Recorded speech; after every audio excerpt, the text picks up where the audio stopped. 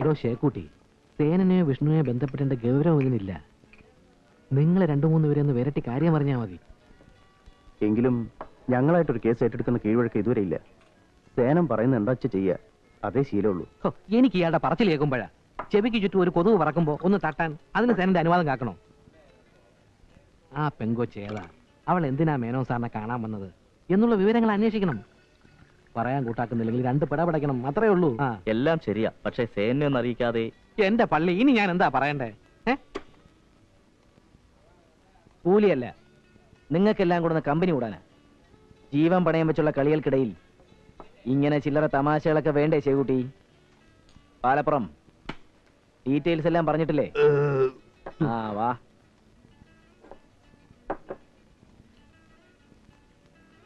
ഇത് വേണോ സേനറിയാതെ?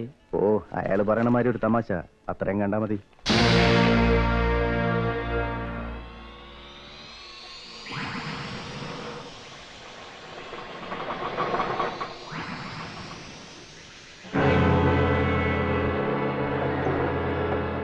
എന്ത് പറ്റി? പെട്രോൾ തീർന്നു സംശയമുണ്ട്.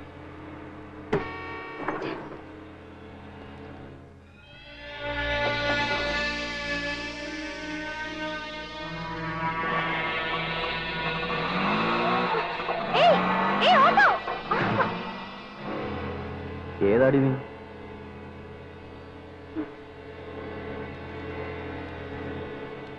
ചോദിച്ചു കേട്ടില്ലേ ഏതാണെന്ന്?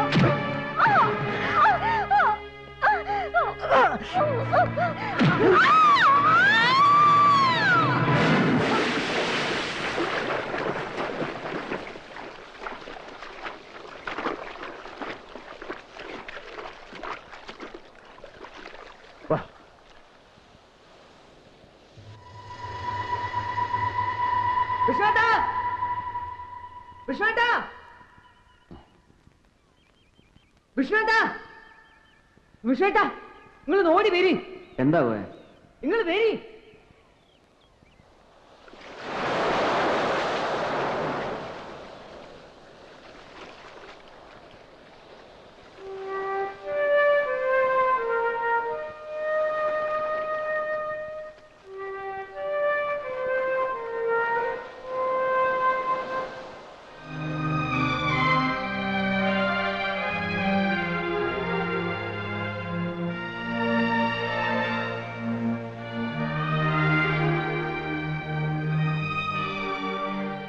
ചൂണ്ടക്കാര് കുട്ടികളാണ് കണ്ടത്, ജീവൻ പോയിട്ടില്ല.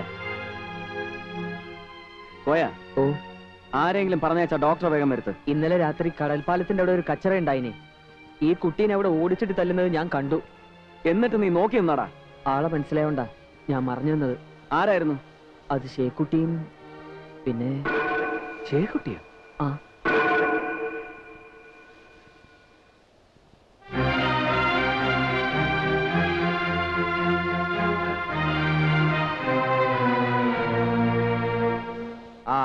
എന്നാ രണ്ടുപേരും കൈകൊടുത്ത് പിരിയ.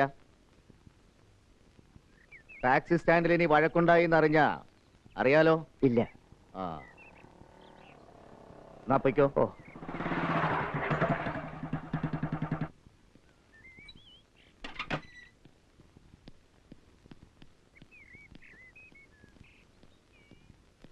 ഷേക്കുട്ടി, പോക്കൃത്തരം കാണിക്കണ തെണ്ടി.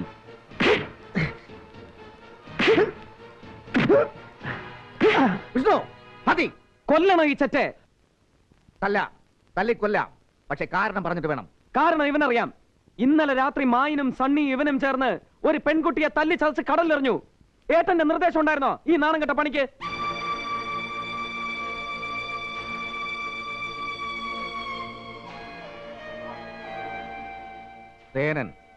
സേനനാണ് നേതാവ്. അത് മറക്കുന്നവൻ ആരായാലും ചവിട്ടി ഇറക്കും ഞാൻ. എന്താ, ആർക്കെങ്കിലും വേറെ മോഹങ്ങളുണ്ടോ ജയക്കുട്ടി? എനിക്ക് മാപ്പ് തരണം.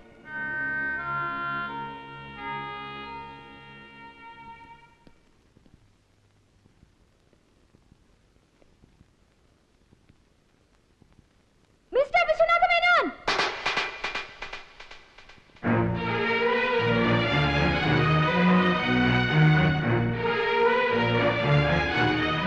മിസ്റ്റർ വിശ്വനാഥ മേനോൻ! അന്തസ്സിന്റെയും ആഭിജാത്യത്തിന്റെയും ഈ പുറം കുപ്പായത്തിനുള്ളിൽ നിങ്ങൾ ഒരു ക്രിമിനലാണ്. വാടക ഗുണ്ടകളെ വിട്ട് നിങ്ങൾ എന്നെ കൊലപ്പെടുത്താൻ ശ്രമിച്ചു. നിങ്ങൾ ഒന്നിനും മടിക്കില്ല, എനിക്കറിയാം. നീ എന്തിനാണ് കുട്ടി എന്നെ കുറ്റപ്പെടുത്തുന്നത്?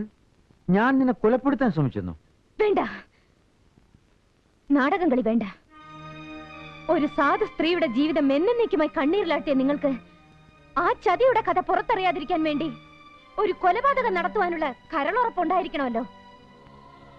പക്ഷേ സ്വന്തം മകളുടെ ചോര കൊണ്ടാണ് അവളുടെ അമ്മയുടെ ചിത്രം നിങ്ങൾ മായ്ക്കാൻ ഒരുമ്പെട്ടത്.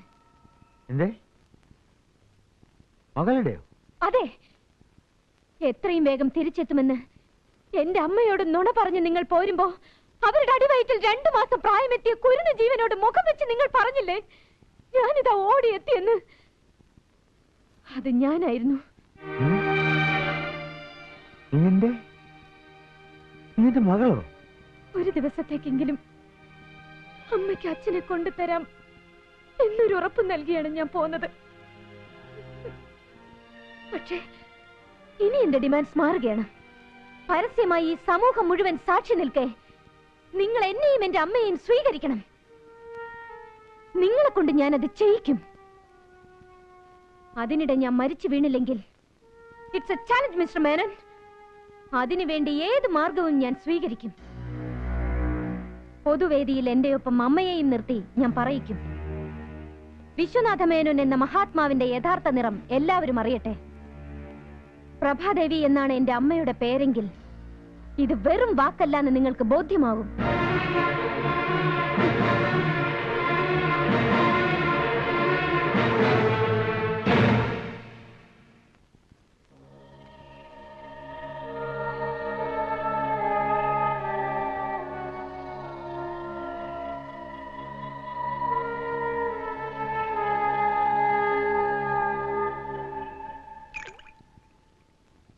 സ്വന്തം രക്തത്തിൽ പറഞ്ഞ മോളാണെങ്കിൽ മേനോ സാർ സ്വീകരിക്കാതിരിക്കോ? പിന്നല്ലാതെ ഇരു ചെവി അറിയാതെ പുള്ളിക്കാരൻ അവരെ രണ്ടുപേരെ അങ്ങ് ഏൽക്കും.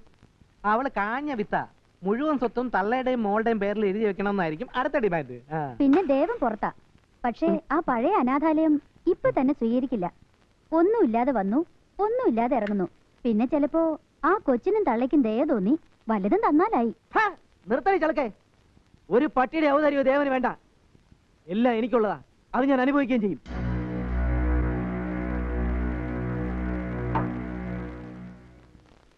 മറന്നു കഴിഞ്ഞതിനെയൊക്കെ ഉയർത്തിക്കൊണ്ടുവരാൻ ശ്രമിക്കുമ്പോ അതിനേക്കാളും വേഗത്തിൽ കുഴിച്ചു മൂടാൻ ദേവൻ അറിയാം. ആയസ് തീരാൻ മുതലുള്ള പെടച്ചിൽ അവള് കാണിച്ചത്. കാണിച്ചു തരാം ഞാൻ.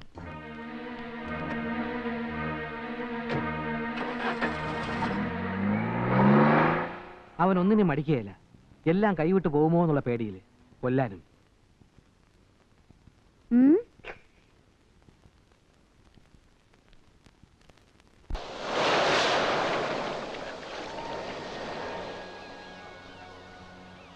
ഓർമ്മ വെച്ച നാൾ മുതൽ ഞാൻ കാണുന്ന കണ്ണീരിൽ കുതിർന്ന എന്റെ അമ്മയുടെ മുഖം അതൊരു നിമിഷ നേരമെങ്കിലും തെളിഞ്ഞു കാണാൻ. അതിനാണ് വിഷ്ണു ഒരു പെണ്ണിന്റെ നിസ്സഹായതകളെല്ലാം മറന്ന് ഞാൻ ഇറങ്ങിത്തിരിച്ചത്. പറയൂ, സ്വന്തം അച്ഛനെ തിരിച്ചു കിട്ടാനുള്ള എന്റെ സമരത്തിൽ എനിക്ക് താങ്ങായി നിങ്ങളുണ്ടാവുമോ? പ്രതിഫലം ഉറപ്പിച്ചാൽ ആർക്ക് വേണ്ടിയോ ആയുധമെടുക്കുന്ന വിഷ്ണുവിനെ എനിക്ക് കിട്ടില്ല. കാരണം തരാൻ എന്റെ കയ്യിൽ ഒന്നുമില്ലല്ലോ. 6-ാം വയസ്സിൽ ആയുധം എടുത്തവനാണ് ഞാൻ. ആത്മരക്ഷയ്ക്ക് വേണ്ടി കീറത്തുണിയിൽ ചുറ്റിയെടുത്ത കരിങ്കൽ ചീള്. അന്നു മുതൽ ഇന്നുവരെ ചോരപ്പുഴകൾ ഒരുപാട് പിന്നിട്ടിരിക്കുന്നു. എന്നിട്ടുയർത്തിയെടുത്ത സാമ്രാജ്യമുണ്ട്. രക്തത്തിൽ മുക്കി തലയിൽ വെച്ച കിരീടവും. കൊലനിലങ്ങളിൽ മൃഗീയ ബലത്തിന്റെ ചെങ്കോൽ ഉയർത്തി തട്ടഹസിച്ചപ്പോഴും ഉള്ളിൽ തേങ്ങിക്കരയുന്ന ഒരു 6 വയസ്സുകാരനുണ്ടായിരുന്നു. അഞ്ജന, അനാഥനാവുന്നതിന്റെ വേദന മറ്റാരേക്കാളും എനിക്ക് മനസ്സിലാവും. മേൽവിലാസമില്ലാത്ത ജീവിതത്തിന്റെ നിന്ന അതും എനിക്കറിയാം. നിനക്ക് ഈ നിമിഷം ഉറപ്പിക്കാം, നിനക്ക് കിട്ടേണ്ടതെല്ലാം നിനക്ക് തിരിച്ചു കിട്ടും. അതിനുള്ള യുദ്ധത്തിൽ നിന്റെ മുന്നിൽ ഞാനുണ്ടാവും. ഒരുപക്ഷെ ഞാൻ വീണുപോയാലും നിന്നെ നീ സ്വപ്നം കാണുന്ന ആ നല്ല ദിവസങ്ങളിലേക്ക് ഞാൻ എത്തിക്കും. നന്ദി വിഷ്ണു, നന്ദി. നമ്മൾ തനിച്ചല്ല. എന്റെയും ഏട്ടന്റെയും ഒപ്പം തെരുവിൽ നിന്ന് യാത്ര തുടങ്ങിയവർ മുഴുവനുണ്ടാവും നമ്മോടൊപ്പം.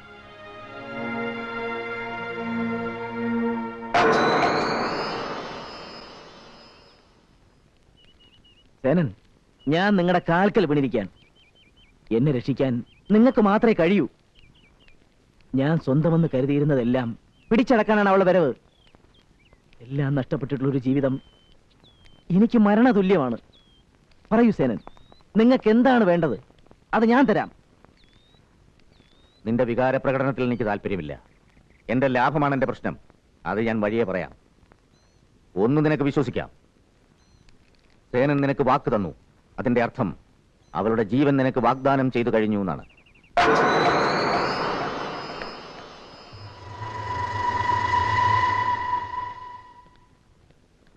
വരൂ ഏട്ടത്തി. ഇതാരായത്? എന്താ വിഷ്ണു, ഒടുവിൽ നല്ല ബുദ്ധി ഉദിച്ചോ? അതെ, ഒരുപാട് ചീത്തത്തരങ്ങൾ ഉദിച്ച തലയിൽ ആദ്യമായിട്ടൊരു നല്ല കാര്യം. അഞ്ജന ഏട്ടത്തി അമ്മയ്ക്ക് മനസ്സിലായില്ലല്ലോ. എന്താ ഇപ്പൊ ഇത്ര മനസ്സിലാക്കാൻ? വിഷ്ണു കൂട്ടിക്കൊണ്ടുവരുന്ന കുട്ടി നല്ലതായിരിക്കും എനിക്ക് ഉറപ്പാ. ഇരിക്കൂ. വേണ്ട ഏട്ടാ, ഇത് അഞ്ജന. അറിയാം. വിഷ്ണു, ഇവളെ തിരിച്ചയച്ചേക്കൂ. ഇല്ല ഏട്ടാ, അഞ്ജനയ്ക്ക് ഇന്ന് നമ്മുടെ സഹായം ആവശ്യമുണ്ട്. വിഷ്ണു പറയുന്നത് അനുസരിക്കൂ. ഏട്ടനിത് എന്ത് പറ്റി? ഇവളെ നിനക്ക് രക്ഷപ്പെടുത്താനാവില്ല. വിധി എഴുതപ്പെട്ട ജീവിതമാണ് ഇവളുടേത്. മനസ്സിലായില്ല. പറയുന്നത് അനുസരിക്കുക. വിശദീകരണങ്ങൾ ആവശ്യപ്പെടണ്ട. അരുത് ഏട്ടൻ, അങ്ങനെ പറയരുത്. അഞ്ജനയ്ക്ക് ആരുമില്ല. അത് നമ്മുടെ ജോലി കുറയ്ക്കാൻ ഉപകരിക്കും. അത്രയേ ഉള്ളൂ.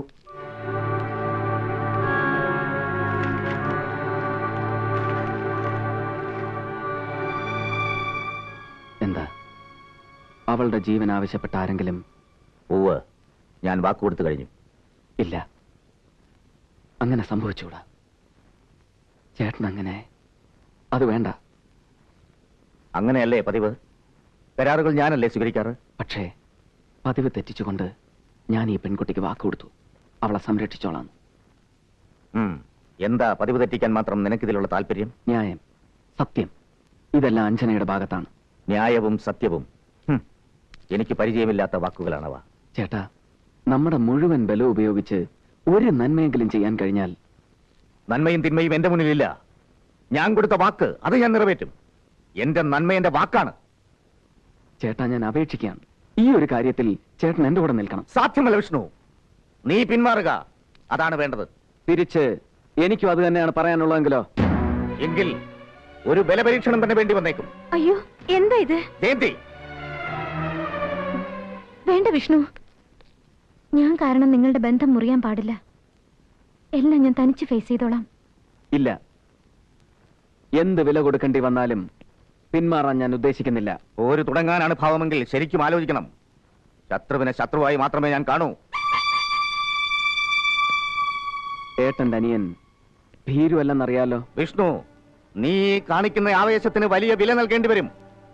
സംഹാരമാണ് മൂർത്തി. അതെ, സംഹാരം ശിവന്റെ കർമ്മമാണെങ്കിൽ വിഷ്ണുവിന്റെ ധർമ്മമാണ് സംരക്ഷണം.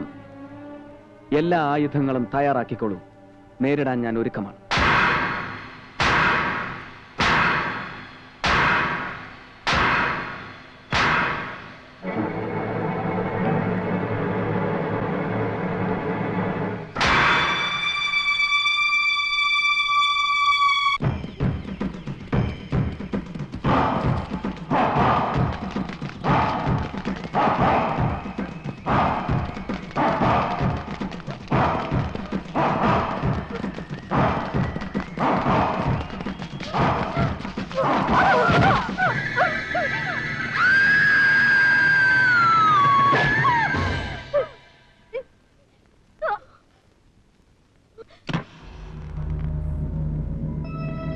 എന്താ അഞ്ജു?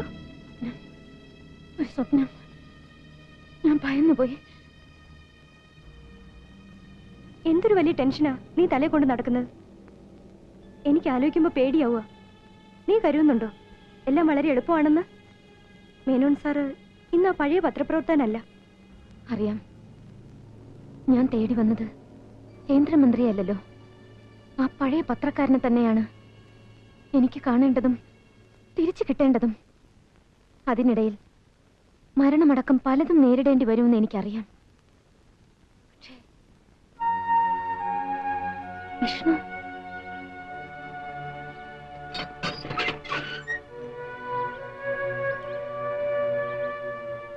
വിഷ്ണു, എന്താ ഇത്? എപ്പോഴാ ഇവിടെ? അംഗരക്ഷകന്റെ വേഷമല്ലേ. കരാറിൽ പ്രത്യേകിച്ച് വ്യവസ്ഥകളൊന്നും ഇല്ലെങ്കിലും ഇവിടെ രാത്രി ഒരു കാവൽ വേണമെന്ന് തോന്നി. മൈ ഗോഡ്, ഇന്നലെ രാത്രി മുഴുവൻ ഇവിടെ കിടക്കുമായിരുന്നോ?